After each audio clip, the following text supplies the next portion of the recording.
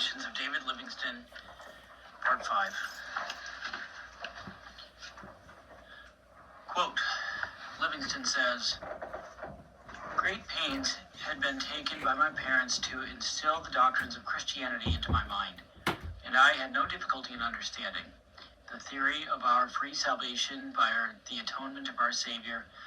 But it was only about this time that I really began to feel the necessity and value of a personal application of these provisions of that atonement to my own case. The change was like what may be supposed would take place were it possible to cure a case of color blindness.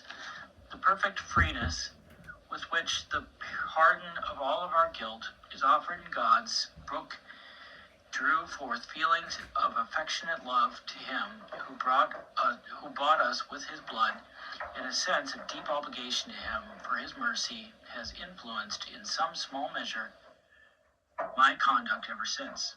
But I shall not again refer to the inner spiritual life which I believe then began, nor do I intend to specify with any prominence the evangelistic labors to which the love of Christ has since impelled me. This book will speak not so much of what has been done as to what still remains to be performed before the gospel can be said to have been preached to all nations.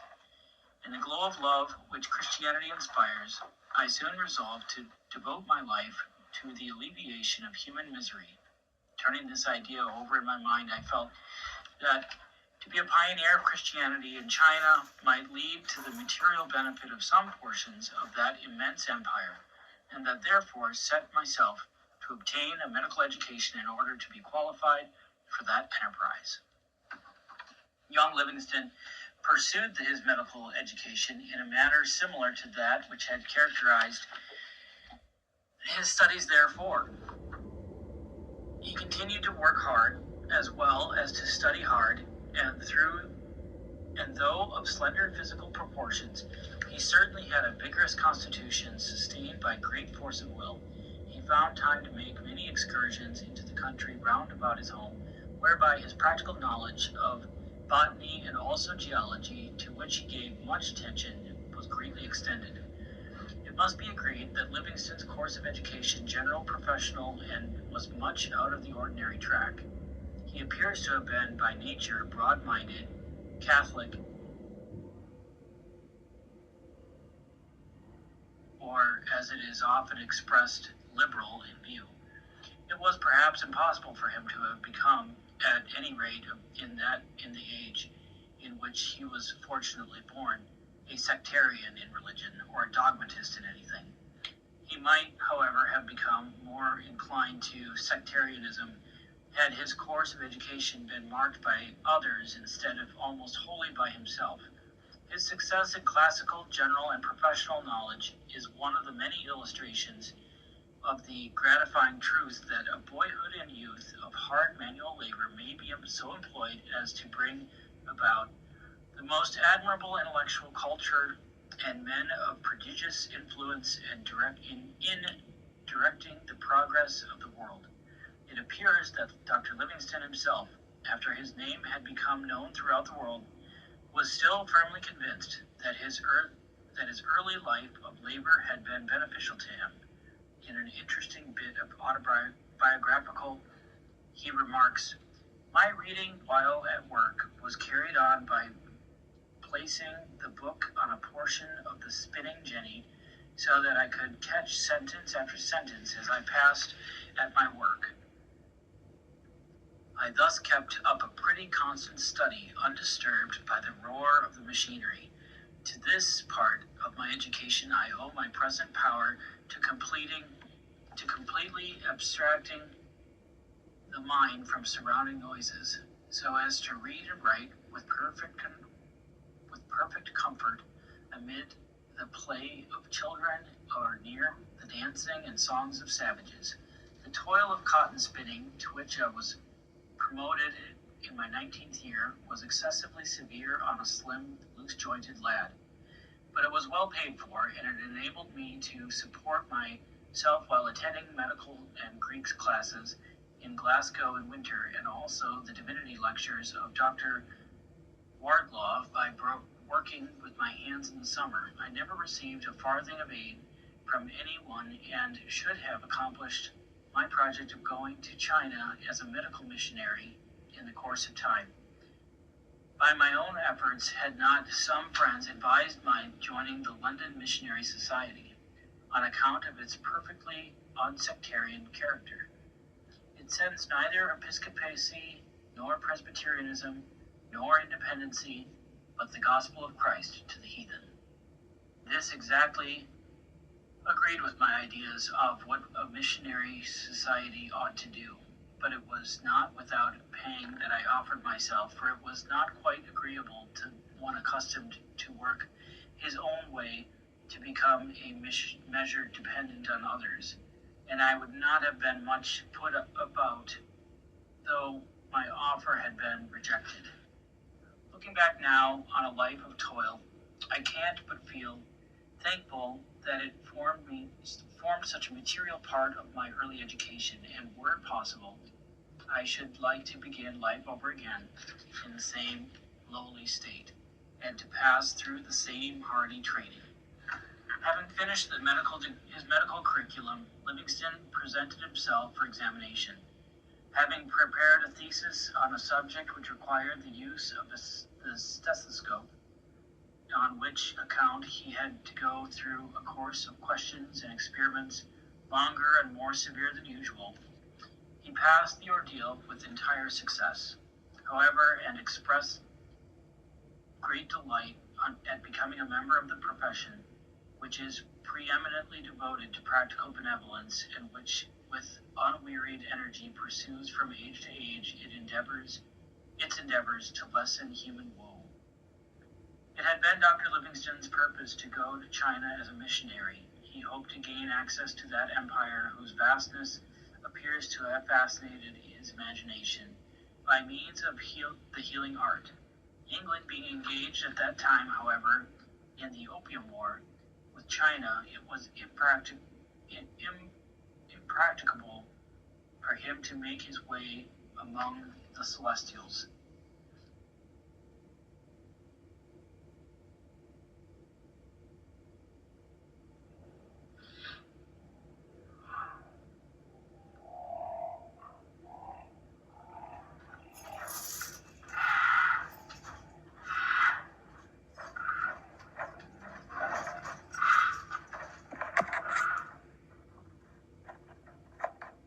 Proficiency in which he thought would greatly aid him as a missionary. Meantime, he became deeply interested in Africa through the labors of Dr. Moffat, who had long been a missionary at Kuruman, and who at this time was engaged in translating the Bible into the language of the Bechuanas.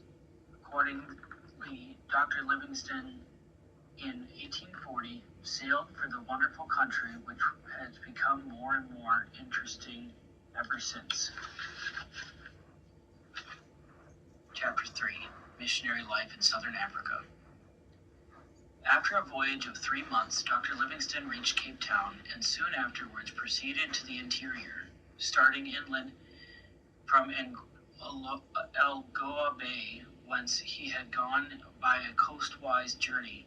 At this time, Kuruman, in the territory of the Bechuanas, was a missionary station at the farthest inland from Cape Town. This place is about 700 miles in a nearly northeastern direction from Cape Town, and about 500 due north from Algoa Bay. The route of travel from either place is of course farther.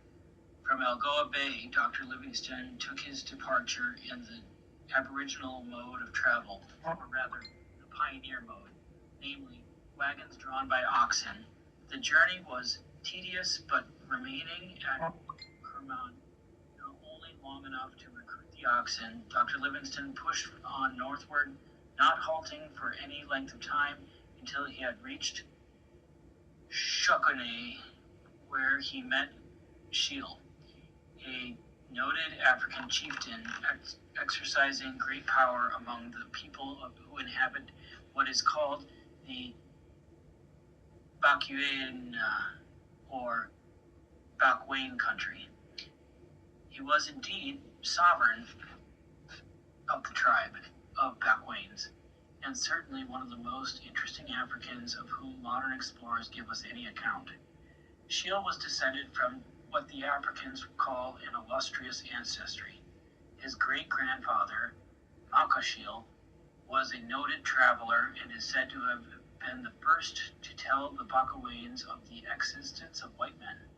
The father of Shiel was also named Makashiel. One of the predominating characteristics was covetousness, and he appears especially to have coveted the wives of other chieftains, because he had taken to himself many of the wives of his under chiefs.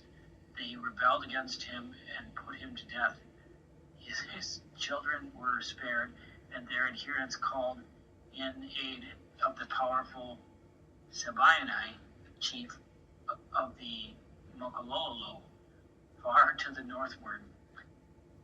Sebutine was a large force surrounded the principal town of the Bakawains by night, and at dawn of the following day proclaimed that he had come to revenge the death of Makashane. Machshele. The proclamation was accompanied by a tremendous beating of shields and the African drums, whose rub-a-dub is rarely stilled in the southern and central portions of the continent, and the Bakawains fell into a panic as they rushed from the town pell-mell like the crowd from a burning theater. Many were taken and slain, and Makalolo, being the most expert of all Africans in throwing the javelin, the children of the murdered chief were ordered to be spared by Sabate, and Makalolo, meeting Shiel, took him in safe custody by giving him a blow over the head which rendered him insensible. The usurper being put to death, Shiel was placed in power. He immediately began to augment his influence in rendering his chieftainship secure by marrying the daughters of his under-chiefs, of whom he forthwith took 3 wives, three to wife. This is one of the usual modes adopted in Africa for perpetuating the allegiance to a tribe. The government is patriarchal, each man being, by virtue of paternity, chief of his own children. They built their huts around his, and the greater the number of his children, the more his importance increases. Hence, says Dr. Livingston, children are esteemed, one of the greatest blessings, and are always treated kindly. In the course of the narrative, Dr. Livingston relates a number of incidents illustrating the universal affection of Africans for their children. The chief Shiel had thus been placed at the head of his tribe by the aid of Sebentanai not long before Livingston reached the principal town of the Bakawains. It was here that the great explorer held his first public religious exercises. Shiel was present and attentive listener, but not disposed to take things upon trust. He asked many questions, and was particularly anxious to know why, if Dr. Livingston's forefathers had been told of a future judgment, his forefathers were left in ignorance and to pass into darkness. The chief was impressed, however, with the arguments in favor of Christianity, and at once went to work learning to read. He learned the alphabet in a day, and very soon began to read the Bible. The prophet Isaiah was his favorite. He was a fine man, that Isaiah. That's a quote. Shiel used to say he knew how to speak. Perceiving that Dr. Livingston was anxious for the Africans to believe in Christianity, Shiel said to him one day, "Do you imagine these people will ever believe by your merely talking to them? I can make them do nothing except by thrashing them, and if you think I shall call our head man, and with our laputa," which is a whip of rhinoceros hide, "we will soon make them all believe together. Shiel is fine, Shield, in fine, became a convert, always advocated Christianity, but was greatly troubled as to how to get rid of his superfluous wives. This was a real difficulty, because he could not put them aside without appearing to be ungrateful to their parents who had so materially aided him against his adversary. At length he did so, however, and with great natural politeness gave each one new toilets and other presents, including all his own goods which they had kept for him, and returned them to their parents with the message that he had no fault to find with them, but wished to follow the will of the God. He remained steadfast and was ever a valuable friend and aid to Dr. Livingston. When first known, he was tall and slender, but active and strong. His studies and indoor life made him corpulent. About that time, Dr. Livingston